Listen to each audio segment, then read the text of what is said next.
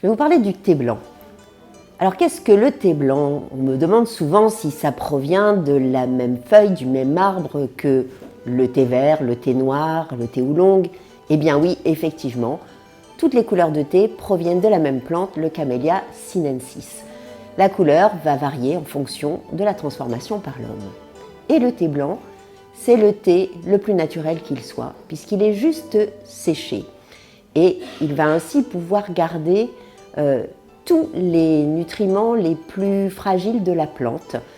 Il est souvent constitué de bourgeons, de jeunes pousses, donc c'est un thé qui est excellent pour protéger l'organisme. L'origine du thé blanc, c'est la région du Fujian en Chine. Et parce qu'il a subi le moins de transformations, c'est un thé qui a une très forte concentration en antioxydants, et plus particulièrement les catéchines, qui sont sur la matière sèche très présents. Ça en fait un allié pour la protection immunitaire, mais également pour la peau.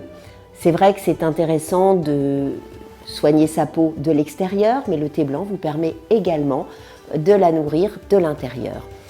Et puis le thé blanc, c'est aussi tout simplement une expérience gustative très agréable.